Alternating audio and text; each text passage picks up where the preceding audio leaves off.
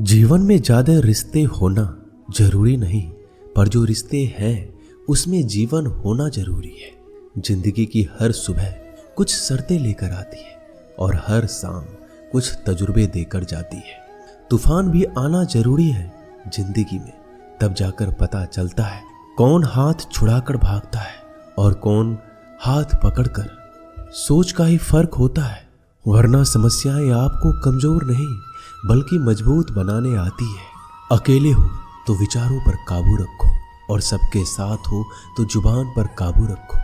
कोई भी रिश्ता अपनी मर्जी से नहीं जुड़ता, क्योंकि आपको कब कहां किससे मिलना है यह ऊपर वाला तय करता है। मान और सम्मान की लड़ाई में कभी अकेले रहना हो तो रह लेना, लेकिन किसी के सामने खुद को टूटने मत देना, क्योंकि जब खुद का सम्मान करोगे तभी दूसरों से सम्मान पाओगे। दिल साफ और मकसद सही हो तो यकीन रखो किसी न किसी रूप में ईश्वर आपकी मदद करते हैं। कभी भी किसी पे आंख बंद करके भरोसा ना करें, क्योंकि दुनिया इतनी भी अच्छी नहीं है कि आपके भरोसे को कायम रख सके। खत्म तो सब धीरे धीरे होता है, बस पता अचानक लगता है।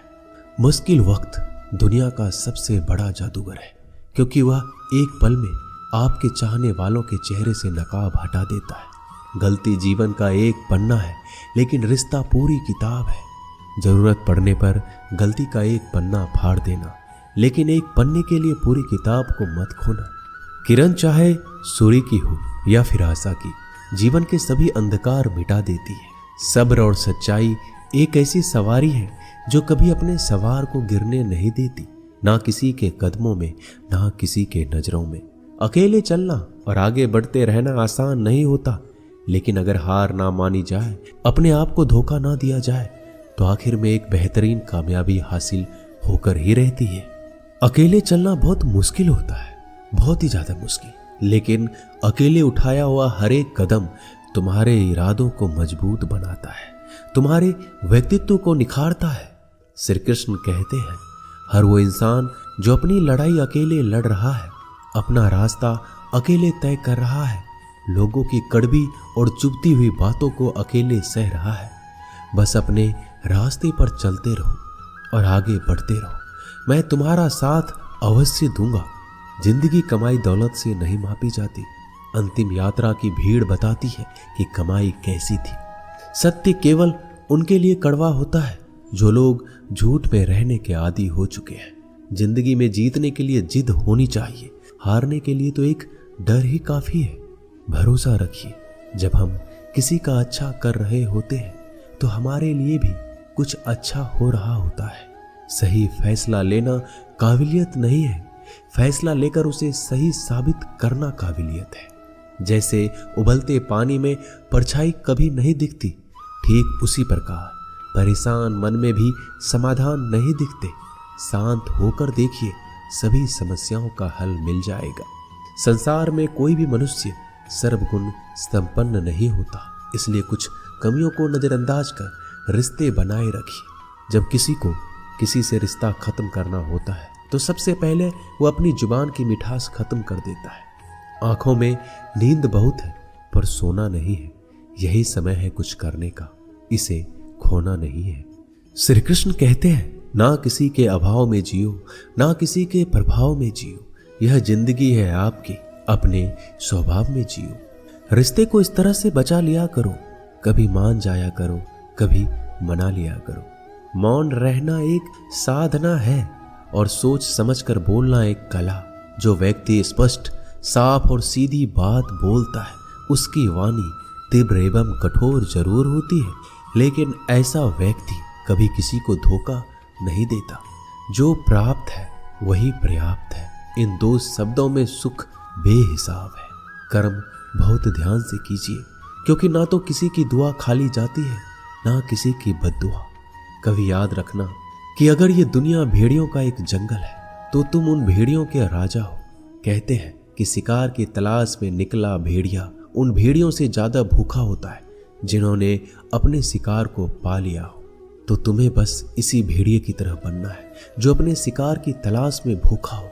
उसका दिमाग तेजी से काम कर रहा हो कि भूख कैसे मिटाया जाए, और ये भूख है कामयाबी की, दूसरों से कुछ अलग कर दिखाने की भूख, लोगों की निंदा से परेशान होकर रास्ता ना बदलना, क्योंकि सफलता शर्म से नहीं साहस से मिलती है। जीवन में आपको रोकने टोकने वाला कोई है तो उसका एहसान मानिए, क्योंकि जिन बागों में माली नहीं होते वह बाग जल्दी उजड़ जाते हैं। जो लोग मन में उतरते हैं उन्हें संभाल कर रखिए, जो लोग मन से उतरते हैं उनसे संभल कर रहिए। बुद्धिमान लोग कभी इतिहास नहीं रचते, वो तो सिर्फ इतिहास को पढ़ते हैं। इतिहास तो पागल लोग रचते हैं जिन पर दुनिया हंसती है। जिंदगी में इन दो लोगों से हमेशा दूर रहना, एक जो व्यस्त रहने का दिखावा करता है और दूसरा घमंडी, क्योंकि खुद को व्यस्त दिखाने वाला व्यक्ति अपनी मर्जी से बात करेगा और घमंड वाला व्यक्ति अपने मतलब से याद करेगा। किसी को धोखा देकर ये मत समझो कि आप चालाक हो, ये सोचो कि उस इंसान को आप पर विश्वास कितना है।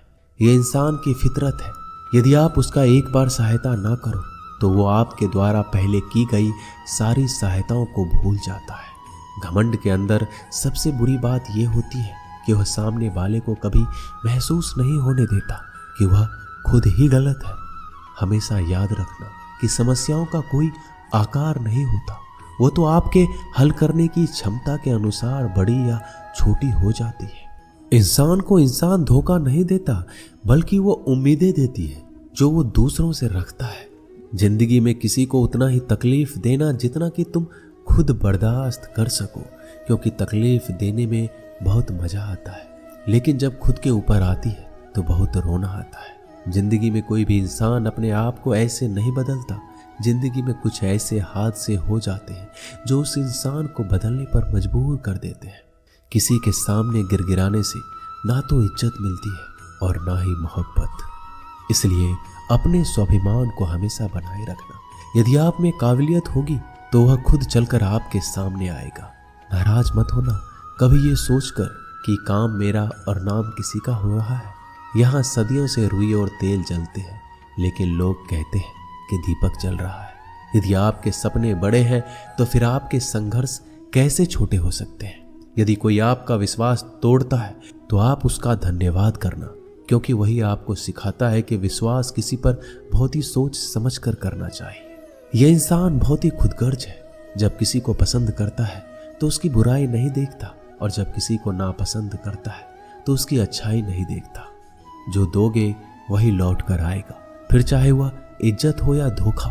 दुआ कभी साथ नहीं छोड़ती और बद्दुआ कभी पीछा नहीं छोड़ती। डरिए मत कि हम गलती कर बैठे तो क्या होगा, क्योंकि गलतियों से ही तो सीखोगे।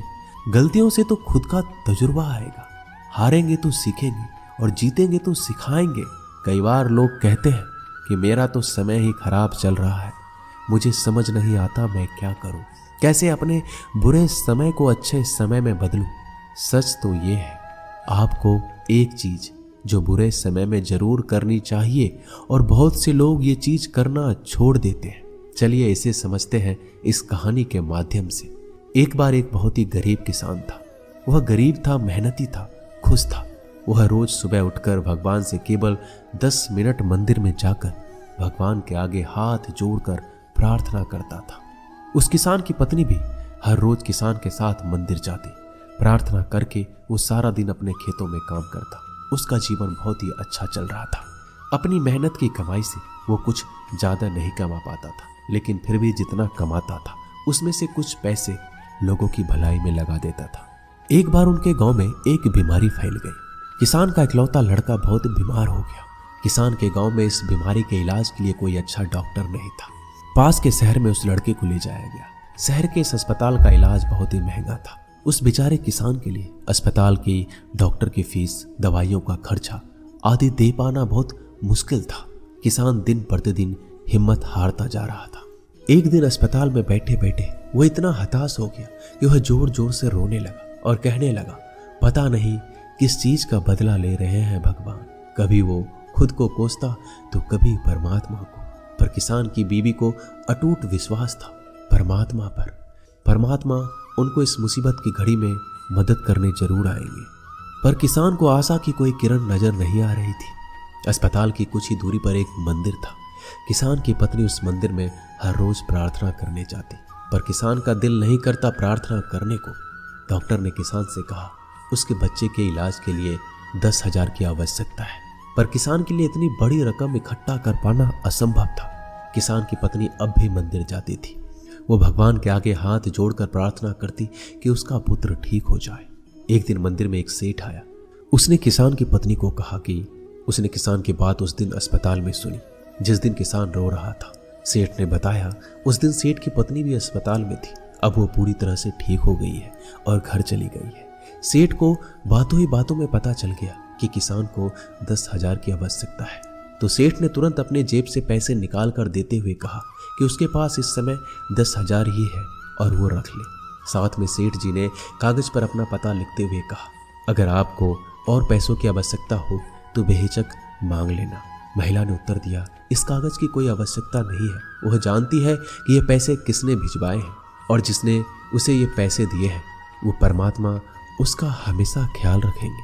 दोस्तों कहते हैं अटूट विश्वास ये सबसे जरूरी चीज है जो हम लोग अक्सर खो देते हैं अपने बुरे वक्त में। जो उस औरत ने नहीं खोया, उसने तो सेठ का पता लिखा हुआ कागज भी नहीं पकड़ा। वह जानती है कि परमात्मा उनके साथ है। श्री कृष्ण सदैव उनके साथ है। श्री कृष्ण कहते हैं जो मेरा ध्यान करते हैं मैं उनको वो प्रदान करता हूँ जो उनके पास नहीं है, और जो उनके पास है मैं उसकी रक्षा करता हूँ। इसलिए बहुत जरूरी है कि हम बुरे वक्त में परमात्मा का साथ ना छोड़ें। दोस्तों ये वीडियो यहीं समाप्त होती है। मैं आशा करता हूँ कि इस वीडियो से आपने बहुत कुछ सीखा होगा। मिलते हैं अगली वीडियो में, तब तक के लिए अपना ख्याल रखिएगा। धन्यवाद। जय श्री कृष्ण।